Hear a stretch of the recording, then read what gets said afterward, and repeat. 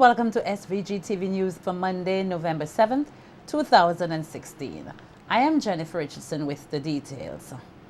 Acting Police Commissioner Renal Hathaway has indicated that the Royal St. Vincent and the Grenadines Police Force is seriously considering having a gun amnesty here. In an interview with SVG-TV News, Hathaway says the police has no intentions to shy away from the possibilities of the gun amnesty, especially with the recent hike in gun-related crimes. If we need to embrace a gun amnesty, we would have to do so to curb the situation that is before us. Equally, for us to effect a gun amnesty, the details will have to be thoroughly worked out as to the reward, the period, and if after that period, what sort of penalty will be meted out to persons who are caught with firearm thereafter, etc., etc. We have thought about it, but as we speak now, I do not think it's an issue that we would want to venture out into immediately. And the reason being is that we are in the middle of an operation. The top cop says while the implementation of a gun amnesty continues to weigh heavily on the police force, several strategies have since been implemented in an effort to rid the streets of firearms, including the recently implemented TFOS program, taking illegal firearms off the streets, which he says has produced some positive results. This operation has been going for the last month to 6 weeks or thereabout. Prior to that operation, we would have had an operation in the Bottom Down Rose Place area, which is known as TFOS, taking illegal firearms off the street. This current operation is TFOS 2.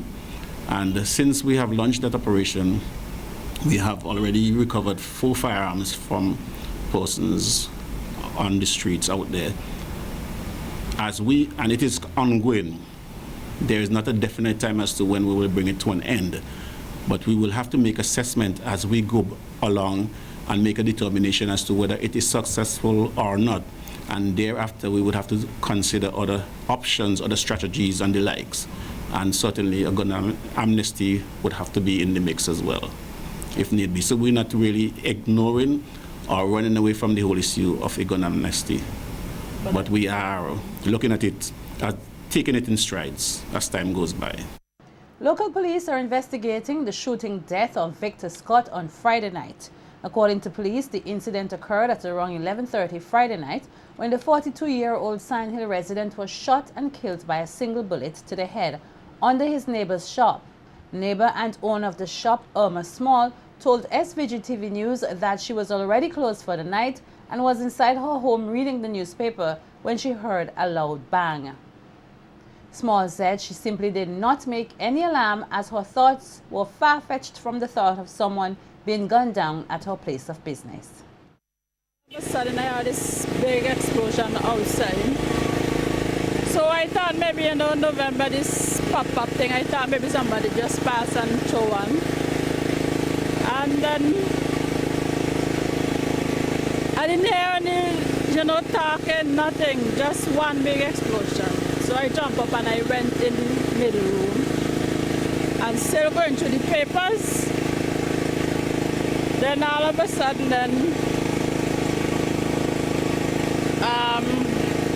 I said, well, let me finish with the papers. I put them down and went inside the bedroom. And then I heard my son call while he went by the window to look. To fix the curtain before you go to bed and make sure the window is closed. So he called me and tell me somebody lying outside under the shed. So he told me not to look because it looked like the person lying in blood. Small said she immediately notified the police after she became aware of the situation. She described the deceased to be someone of a quiet and mannerly nature. Meantime, Acting Police Commissioner Renal Hathaway says while there is very little information for the police to divulge at this time, like other similar incidents, they are carrying out the necessary investigations. With respect to that incident Friday night, one has to appreciate that we cannot give you the details as the incident would have unfolded. What we can give is just a brief synopsis. Around 11:30 or thereabout, the police received a call of gunshots being heard in the area of Sign Hill, around the clinic, vicinity of the clinic, thereabout. We responded, and the police saw a body lying motionless outside of a property with a gunshot wound to his head. One may want to believe that, but at this moment we do not have a rational or a theory behind what actually would have initiated or caused such an action to take place. But the police is working on the matter, we're investigating to see where we can go with it, as to whether or not someone would have seen and what actually was the situation. Scott's death brings the country's homicide figure for the year thus far to 27.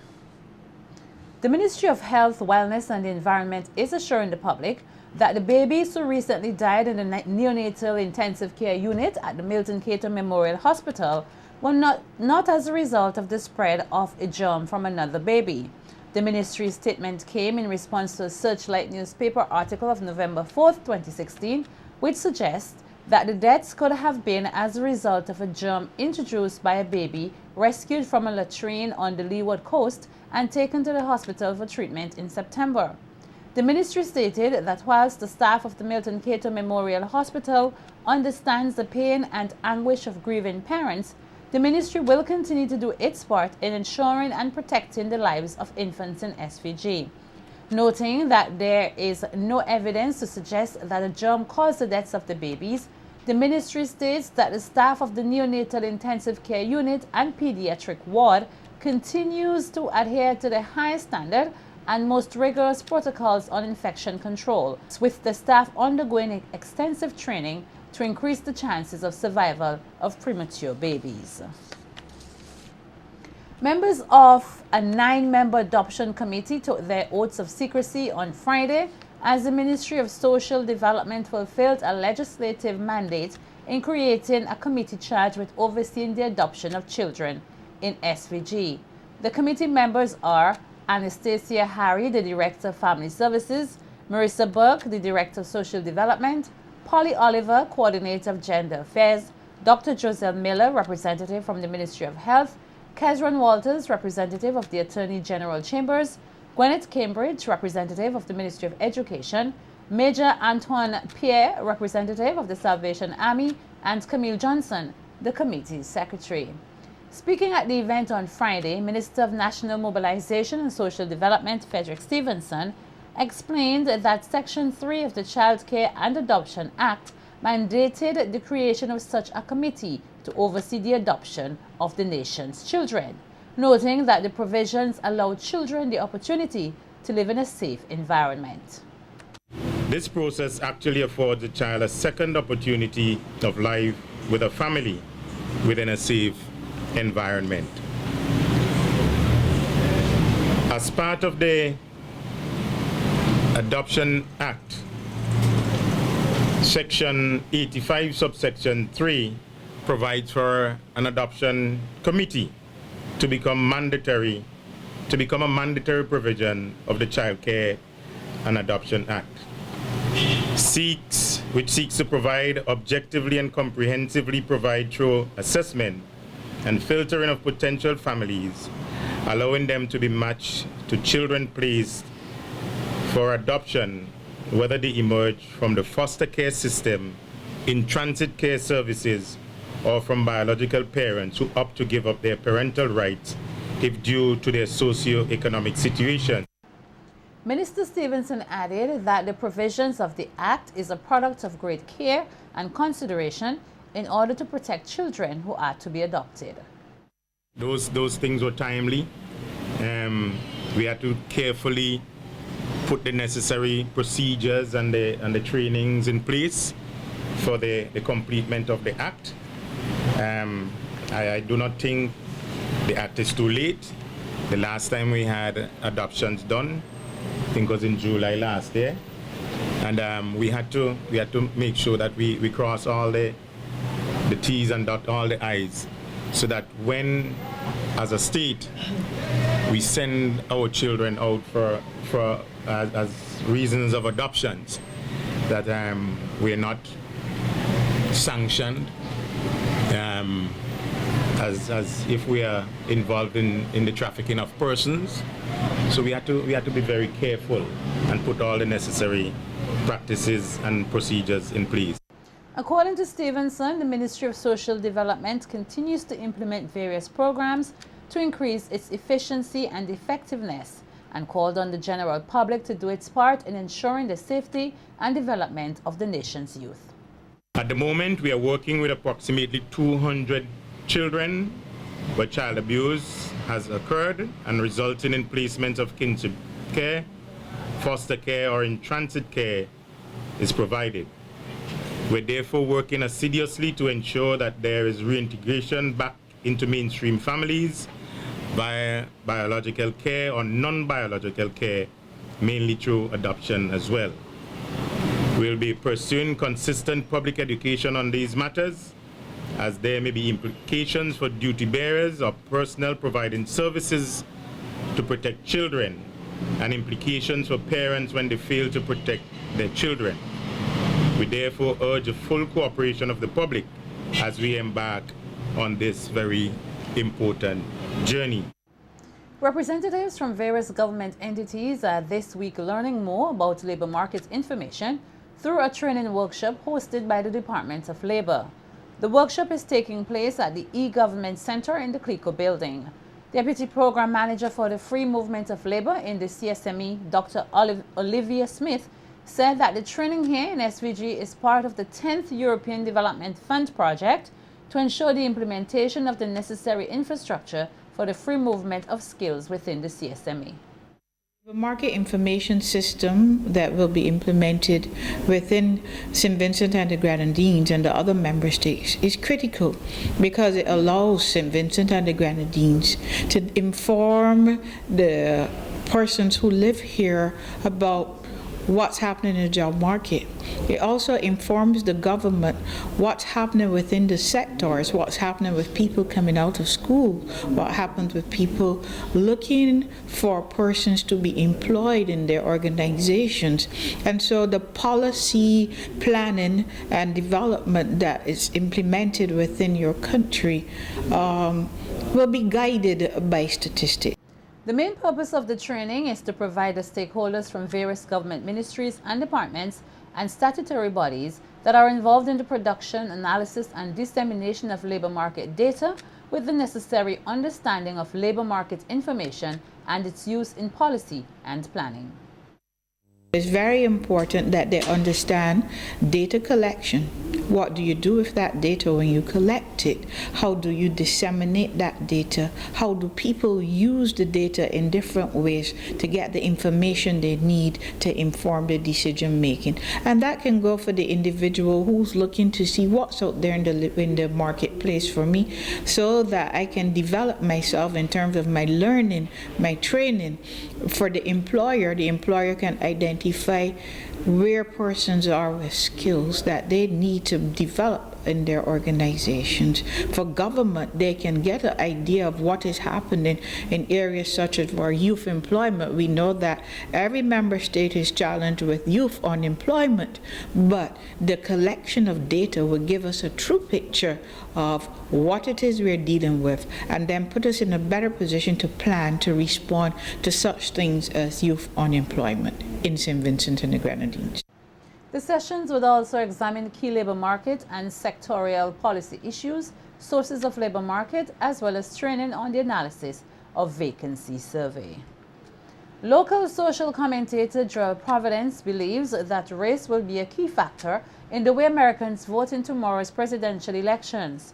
Providence, who was a guest commentator on WeFM's Issue at Hand Sunday radio program, said minorities seem more in favor of Democratic candidate Hillary Clinton, while white males are throwing their support for the Republican candidate, Donald Trump.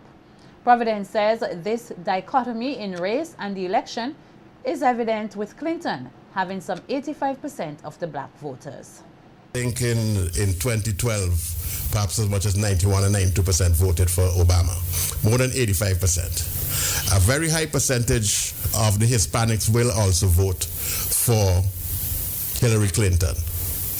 When you a very high percentage of the Asian Americans, the Jewish Americans, would also vote for Hillary Clinton. And when you take all these things into consideration, we can go into the numbers, some in terms of the married women, and so forth. You recognize now that to win the election, Hillary Clinton really only needs to get about 36-37% of the white male vote. And that is a struggle. And it's a struggle for her. Reiterating his point that the U.S. elections are about race and not racism, Providence says as it stands, Trump seems to have the backing of white males who are despondent of the government system. Donald Trump has been able to reach out to the white male voters of the United States, especially those who didn't have the privilege of going to university, going to college. He has been able to appeal to them with his mantra of making America great again. Making America great again really means we want back the America in terms of its racial composition and dominance and the way how the power base was established 50 years ago. That is what it is about. When you put too much power in the federal government and in persons like Obama and Hillary Clinton, the persons in the North Dakotas and the Alabamas and so on, they feel that they are far more removed from the center than they were 50 years ago, and that is why I make the point that it is all about race, and Donald Trump has been able to appeal to that. Patrons were treated to a night of entertainment last Friday, November 4th, as the Police Welfare Association hosted the Miss Police Pageant and Calypso Monarch competitions. Both competitions saw members of the RSVG Police Force showcasing their talents in ways which had patrons at the Russell's Auditorium cheering loudly on their feet. SVG-TV's Nikita Tony was there and files this report. Despite the inclement weather, dozens of patrons flocked to the Russell's Auditorium to witness the Police Welfare Association's Miss Police Pageant and Calypso competition last Friday, November 4, 2016. After a 15-year hiatus, the Miss Police Pageant definitely came back with a bang, leaving patrons in tears of joy as they visibly enjoyed what was presented to them by 8 talented young ladies in the persons of Erica Akers, Miss Western, Lisa Batiste, Miss South Central, Camilla Boyd, Miss CID, Nadisha Brown, Miss Central, Melissa Davis, Miss Traffic, Juliana Paris, Miss Eastern, Ariana Snag, Miss Grenadines, and Renelda Solomon, Miss Sports. But it was crowd favorite Detective Camilla Boyd who stole the show, grabbing 3 of the judge categories, Best Sportswear, Best Talent, and Best Interview, to be crowned Miss Police 2016. First runner-up and Best Evening Wear went to Miss Traffic, Melissa Davis, while Miss Central, Nadisha Brown, was a judge second runner-up. Detective Boyd also walked away with the Miss Congeniality Award. Watch now, me now want a policeman on time. Policeman like, they rascal, them thief,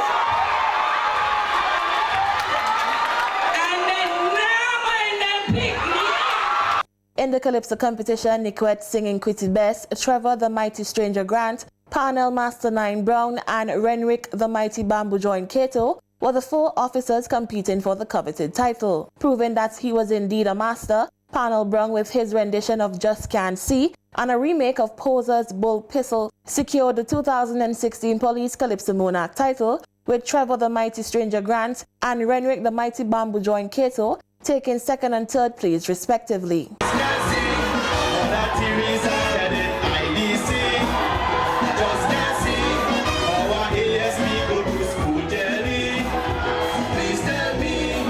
Both winners were well received by the audience, who seemed to be in full agreement with the judges that they were deserving of their win. Promised to be a definite feature on the RSVG Police Force calendar of activities, members of the general public are being urged to continue supporting both events.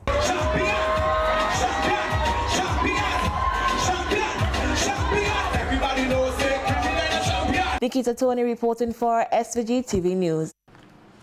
As this country joins the rest of the Caribbean region in celebrating Caribbean Tourism Month, The Ministry of Tourism, Sports and Culture continues to host various events in an effort to sensitize Vincentians about the tourism industry. Speaking at the opening ceremony of the second Tourism Career Expo last Friday, Communications Manager at the Ministry of Tourism, Sports and Culture, J. Belmar, said such an event forms part of the ministry's aim to raise awareness and foster greater appreciation among Vincentians for the tourism and hospitality industry. Highlighting some of the activities to be held for the remainder of the month, Belmar urged all members of the general public to be active participants in these events. The month is an opportunity where we try to raise the level of tourism awareness among our students, our stakeholders, and the general population. It is meant to encourage us as Vincentians to appreciate the important industry and to familiarize ourselves with our tourism product and the diversity of our 32 islands. Inaugural visit of the Britannia, which will be visiting us on November 11th. It is a very large ship, one of the largest we've had here in St. Vincent and the Grenadines, and it is the perfect opportunity for us as Vincentians to extend our Vincentian hospitality. On the 8th of November, we have a media tour. On the 9th of November, we'll be heading to Beckway. We're not leaving out the Grenadines.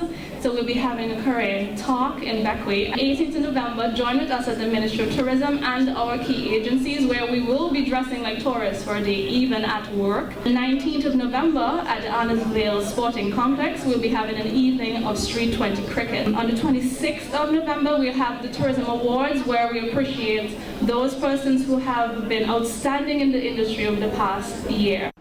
Stressing the importance of the public's involvement in promoting the nation's tourism product, Belmar noted a 30-day social media challenge, which is held in collaboration with the Caribbean Tourism Organization.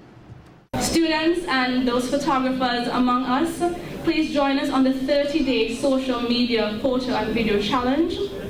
This is run in collaboration with the Caribbean Tourism Organization, and we're asking you to use hashtag CTM Caribbean Tourism Month, CTM 2016 hashtag St. Vincent SVG. So we expect you to post pictures of heritage, fashion, people, anything that you think is uniquely St. Vincent. This is an opportunity where we are engaging the region. Everybody in the region is celebrating Tourism Month, and this is a perfect opportunity for us to show them what Vincentian culture and Vincentian life is about.